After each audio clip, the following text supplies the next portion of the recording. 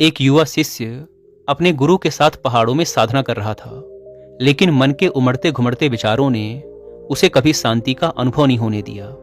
हर रोज ध्यान करते समय उसके मन में विचारों का बवंडर उठता और वह बेचैन हो जाता। आखिरकार एक दिन परेशान होकर वह गुरु के पास गया और बोला, हे गुरुदेव, मैं अपने मन को शांत नहीं कर पा रहा हूँ। जितना भी ध्यान करने की कोशिश करता हूँ उतने ही विचार मेरे मन में उमड़ते रहते हैं। कृपया मुझे मार्ग दिखाइए। उसकी आवाज में एक गहरी तड़प थी। गुरु ने मुस्कुराते हुए कहा, यह प्रश्न तो हर साधक के मन में आता है। अगर तुम सच में शांति पाना चाहते हो तो तुम्हें कुछ अनुभव करने होंगे। आओ, आज मैं तुम्हें एक स्थान पर ले चलता हूँ। गुरु उसे जंगल के एक कोने में स्थित एक पुरानी झील के पास ले गए। झील का पानी बिल्कुल शांत और पारदर्शी था, जिसमें आसमान का प्रतिबिंब साफ दिख रहा था। गुरु ने कहा, एक पत्थर उठाओ और झील के बीचों बीच फेंक दो। शिष्य ने झील में एक बड़ा पत्थर फेंक दिया। पानी में हलचल मच गई, लहरें उठने लगी और झील का साफ पानी धुंधला हो गया। गुरु ने पूछा, अब क्या तुम झील के तल को देख पा रहे हो? शिष्य ने सिर हिलाया, नहीं गुरुदेव, पानी अब बहुत अशांत है। गुरु ने कहा, यही तुम्हारे मन की दशा है। विचार तुम्हारे मन में पत्थर की तरह गिरते हैं और उसे अशांत कर देते हैं। शांति पाने का तरीका यह नहीं है कि तुम इन विचारों से लड़ो या उन्हें रोकने की कोशिश करो, बस इनका साक्षी बनो। समय के साथ जैसे यह झील शांत हो जाएगी वैसे ही तुम्हारा मन भी होगा। शिष्य ने झील को ध्यान से देखा। जैसे जैसे समय बीता, पानी की लहरें धीरे धीरे शांत होने लगी और फिर से झील के तल में पड़े पत्थर और मिट्टी साफ दिखाई देने लगे। गुरु ने कहा, अब देखो, बिना किसी प्रयास के झील फिर से शांत हो गई। इसी तरह जब तुम विचारों के साथ बहने से इनकार करोगे और उन्हें केवल देखोगे तो तुम्हारा मन भी शांत हो जाएगा। शिष्य ने इस उपदेश को आत्मसात किया, लेकिन मन की हलचल शांत करना इतना आसान नहीं था। वापस आश्रम लौटने के बाद उसने ध्यान में बैठकर गुरु की बातों को ध्यान में रखते हुए अभ्यास करना शुरू किया। हर सुबह शिष्य ध्यान करता, लेकिन पहले की तरह विचार उसके मन में आकर उसे भटका देते। वह अक्सर सोचता, मैं इन विचारों को रोक क्यों नहीं पा रहा? क्या मैं सही साधना कर रहा हूँ? लेकिन फिर उसे गुरु की बात याद आई, विचारों से लड़ाई नहीं करनी है, उन्हें देखना है। शिष्य ने धीरे धीरे अपनी साधना का तरीका बदल दिया। अब वह विचारों को रोकने के बजाय उन्हें आने जाने देता, बस उनका साक्षी बनता। उसने देखा कि जितना वह विचारों से दूर रहकर उन्हें देखता था, वे उतने ही कमजोर हो जाते थे।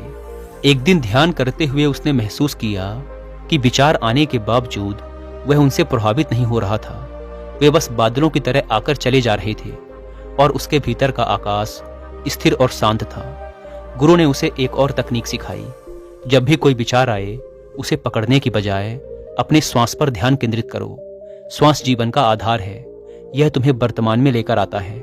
विचारों को पहचानो, लेकिन उनसे जुड़ो नहीं।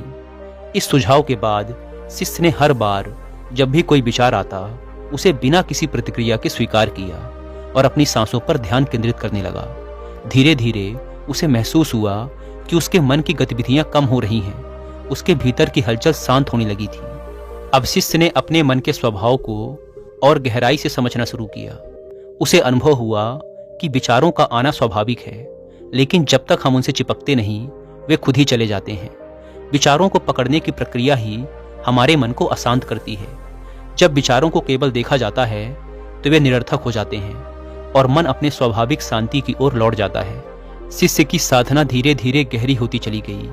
अब वह ध्यान के दौरान अधिक समय तक शांत रह सकता था और जब विचार आते भी थे तो वे उसे विचलित नहीं कर पाते थे। एक दिन गुरु ने उससे पूछा, अब तुम्हें कैसा अनुभव हो रहा है?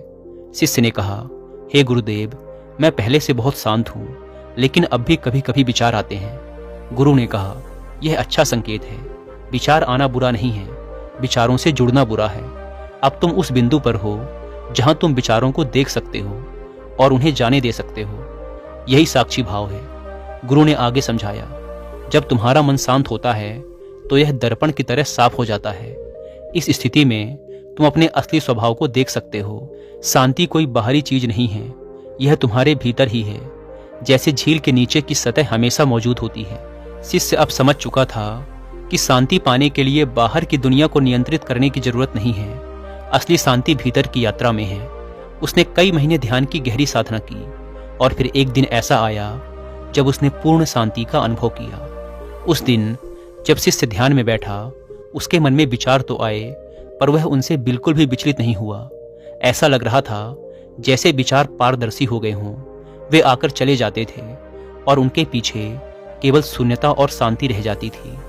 उसने अनुभव किया कि शांति कोई लक्ष्य नहीं, बल्कि उसकी स्वाभाविक अवस्था है। इस अनुभव के बाद शिष्य के भीतर की अशांति हमेशा के लिए समाप्त हो गई थी। शिष्य ने गुरु के पास जाकर कहा, गुरुदेव, अब मैं समझ गया हूँ कि असली शांति कहाँ है।